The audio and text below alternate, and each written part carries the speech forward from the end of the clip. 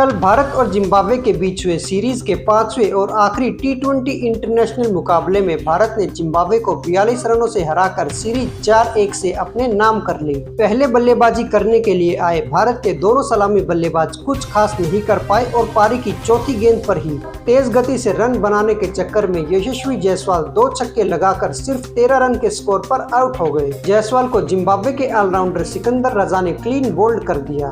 जायसवाल के जाने के बाद नंबर था शुभमन गिल का। शुभमन गिल भारतीय पारी के चौथे ओवर की 5वीं गेंद पर रिचर्ड नगारवा का शिकार बन गए। आउट होने से पहले शुभमन गिल ने 14 गेंदों पर 13 रन बनाए और शुभमन गिल के जाने के साथ ही भारत का स्कोर 38 रन पर 2 विकेट हो चुका था। इसके बाद बल्लेबाजी करने आए अभिषेक शर्मा इस मैच में एक बार फिर से कुछ नहीं कर पाए और 11 गेंदों पर 14 रन बनाने के बाद वो आउट हो गए। हालांकि 11 गेंदों की अपनी पारी में उन्होंने एक चौका और एक छक्का जरूर लगाया। अभिषेक शर्मा को जिम्बाब्वे के गेंदबाज ब्लेसिंग मुजरबानी ने विकेट कीपर के हाथों कैच आउट करा दिया। अभिषेक शर्मा के जाने के बाद विकेट गिरने का सिलसिला थामा। विकेट कीपर बल्लेबाज संजू सैमसन और रियान पराग ने दोनों ने मिलकर चौथे विकेट के लिए 65 रन की साझेदारी की।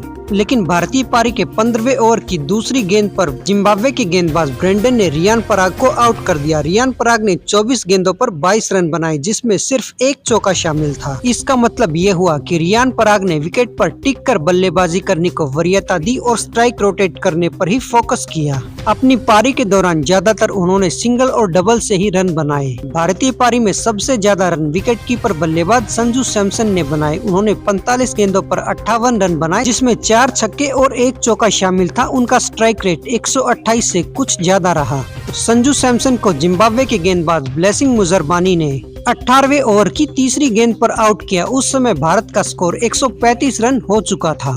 इसके बाद आखिरी 2 ओवर्स में शिवम दुबे ने जबरदस्त बल्लेबाजी की और सिर्फ 2 ओवर यानी 12 गेंदों पर शिवम दुबे ने 26 रन बनाए जिनमें 2 चौके और 2 छक्के शामिल थे। रिंकू सिंह और वाशिंगटन सुंदर अंत तक नाबाद रहे। रिंकू सिंह ने 9 गेंदों पर 11 रन बनाए जिनमें एक छक्का शामिल था। इस तरह भारत ने अपनी निर्धारित 20 ओवर्स में 6 विकेट खोकर 167 यानी 167 रन बनाए और जिम्बाब्वे को जीत के लिए 168 रनों का टारगेट दिया। अब बारी थी जिम्बाब्वे की बल्लेबाजी करने की, लेकिन एक बार फिर से जिम्बाब्वे के ओपनिंग बैट्समैन अच्छा प्रदर्शन नहीं कर पाए और पारी की तीसरी गेंद पर ही मुकेश कुमार ने जिम्बाब्वे के ओपनिंग बैट्समैन मेडिवियर को 1 के स्कोर पर बोल्ड कर दिया। इसके बाद जिम्बाब्वे की पारी के तीसरे ओवर में ब्रायन बेनेट भी 10 रन बनाकर चलते बने। ब्रायन बेनेट को भी मुकेश कुमार ने शिवम दुबे के हाथों कैच आउट करा दिया और पारी के 9वें ओवर में जिम्बाब्वे के दूसरे सलामी बल्लेबाज मुरामानी भी चलते बने। उन्हें 27 के स्कोर पर वाशिंगटन सुंदर ने एलबीडब्ल्यू आउट किया।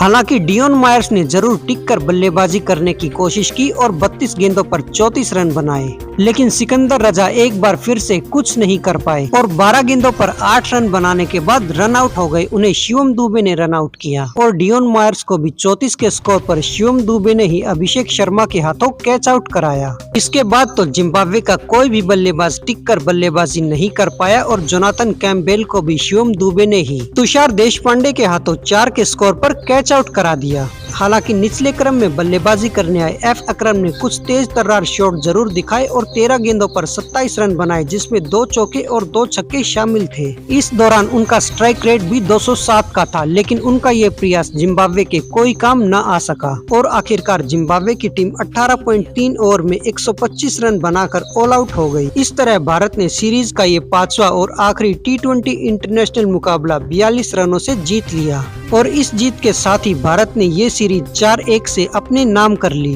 भारत की इस नई टीम ने जिम्बाब्वे के खिलाफ 4-1 से ये सीरीज जीती है। भारत की इस जीत पर आपका क्या कहना है, कमेंट करके बताइए। हर एक न्यूज अपडेट के लिए हमारे साथ बने रहें और चैनल को सब्सक्राइब जरूर कीजिए। बोलते रहें जय हिंद जय भारत।